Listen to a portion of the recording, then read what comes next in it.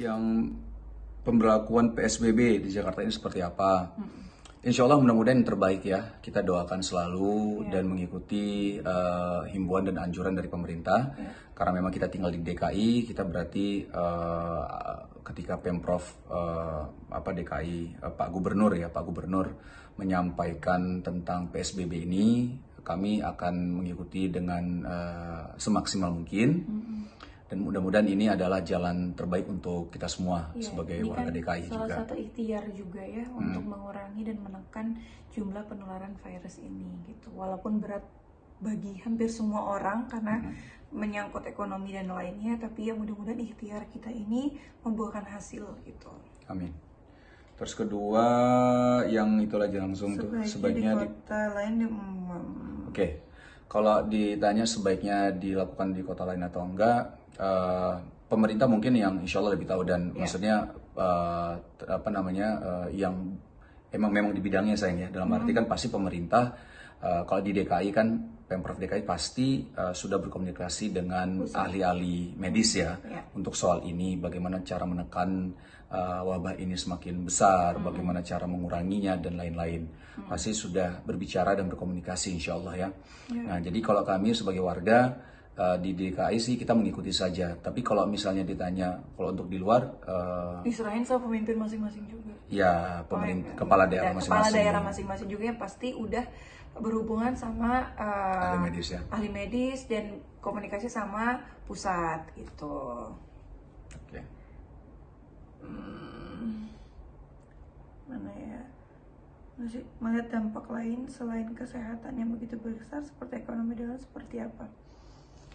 Ya memang kalau dampak ekonominya besar banget ya, kita juga ngerasain bisnis-bisnis kita juga kita lagi survive banget nih untuk gimana caranya bisa tetap jalan walaupun dengan kondisi kayak gini ya. Pasti beberapa bisnis kita omsetnya terjun bebas gitu ya, dan dirasain sama semua orang, hampir semua orang, tapi bukan di Indonesia aja tapi di seluruh dunia karena ini udah pandemik ya, bukan di sini aja gitu. Kita juga harus sadar kalau ini tuh di seluruh dunia juga pasti merasakan yang PHK banyak, yang di PHK banyak banget di seluruh dunia gitu. Jadi ya kita sih cuma bisa berharap dan berdoa dan berikhtiar apa yang dianjurkan sama tim medis kesehatan, karena kasihan kalau misalnya kita tetap ketemu sama banyak orang, mereka yang akan kewalahan lagi gitu kan.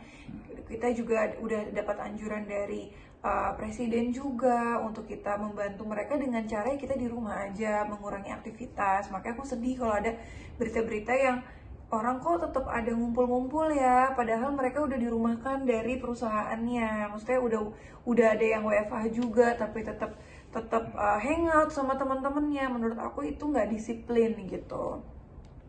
Ini dulu bentar. Salah satu anjurannya adalah bagaimana kita beribadah juga di rumah. Ini kalau saya sendiri balik lagi ya, saya mengikuti himbauan dari pemerintah bagaimana untuk mengurangi resiko wabah ini semakin besar adalah kita masing-masing ya beribadah di rumah ya.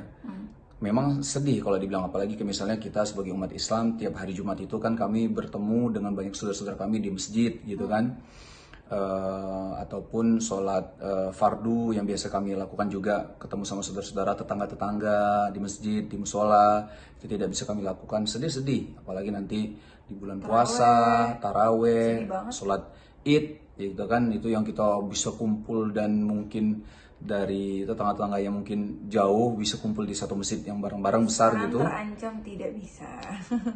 Ya kita lihat nanti lah, mudah-mudahan ya.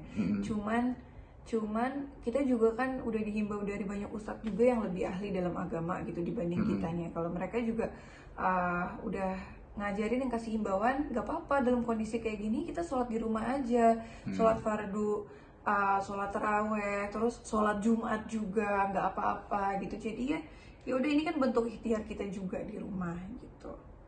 Iya.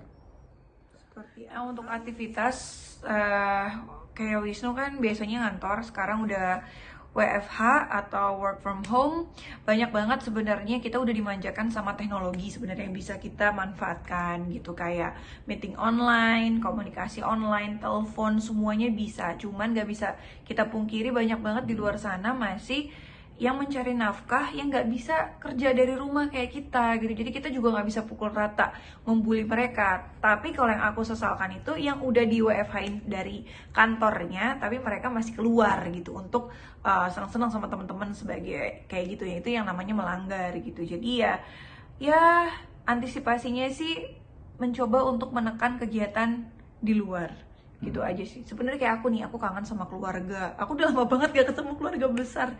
Kayak ya udah deh, teleponan aja di rumah, kita video call aja gitu. Kerja pun dari rumah. Even anak-anak sekolah pun online sekarang gitu. Dampaknya kerasa juga di kami. Memang soal memang paling ini salah satunya adalah ekonomi ya, soal ekonomi. Dan memang itu kami rasakan juga bagaimana ada beberapa ya usaha-usaha yang kami jalani juga terkena dampaknya, dan terkena dampaknya juga nggak kecil, cukup malah sangat besar gitu ya. Ada beberapa usaha kami yang kena gitu, dan dan itu kami juga rasakan bahwa ada saudara-saudara kami yang terpaksa harus merasakan hal seperti ini, kena dampak seperti ini gitu ya.